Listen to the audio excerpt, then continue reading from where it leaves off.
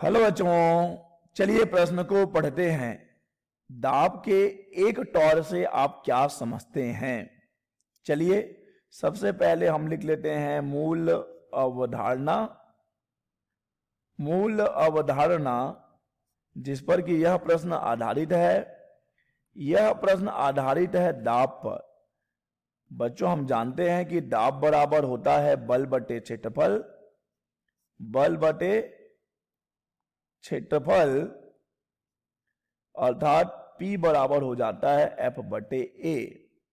और बच्चों दाब के अगर हम मात्रकों की बात करें तो इसके बहुत सारे मात्रक होते हैं। जैसे दाब का SI मात्रक होता है पास्कल। दाब का SI मात्रक है पास्कल, जिसे कि बच्चों हम न्यूटन प्रति मीटर का वर्ग भी कहते हैं, या फिर आप कह सकते हैं कि न्यूटन प्रति मीटर के वर्ग को ही पास्कल नाम दिया गया है। और बच्चों एक मात्रक है वायुमंडलीय दाब। वायुमंडलीय दाब जिसे कि कहा जाता है ATM, ATM। और बच्चों एक मात्रक है बार। एक मात्रक है बच्चों, हम दाब को नापते हैं पारे के स्तंभ की ऊंचाई के रूप में भी, तो हम लिख सकते हैं पारे के स्तंभ की ऊंचाई। पारे के स्तंभ की ऊंचाई के रूप में भी हम नापते हैं बच्चों दाब को। और बच्चों यहां पर जिसके बारे में हमें पूछा गया है टॉर, टॉर भी दाब का एक मात्रक है। टॉर भी दाब का एक मात्रक है बच्चों। तो पास्कल, वायुमंडलीय दाब, बार, पारे के स्तंभ की ऊंचाई, टॉर, ये सभी दाब के मात्रक हैं। हमें इस प्रश्न में बताना है कि एक टॉर से हम क्या समझते हैं। तो चलिए बच्चों टॉर की बात करते हैं। पहली बात तो टॉर क्या है बच्चों? तो टॉर होता है दाब का मात्रक। चलिए पहले ये स्पष्ट कर दें कि टॉर है दाब का मात्रक। अब देखिए बच्चों एक टॉर क्या होता है?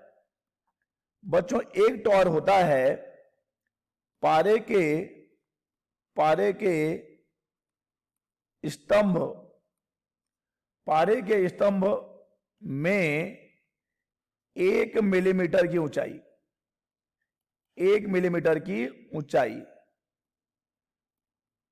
ठीक है बच्चों, पारे के स्तंभ में 1 मिलीमीटर की ऊंचाई को हम नाम देते हैं एक टॉर का। तो एक टॉर को अगर हम लिखें तो एक टॉर बराबर आ जाएगा बच्चों 133.28 न्यूटन प्रति मीटर के वर्ग, जिसे कि हम पास्कल भी कह सकते हैं।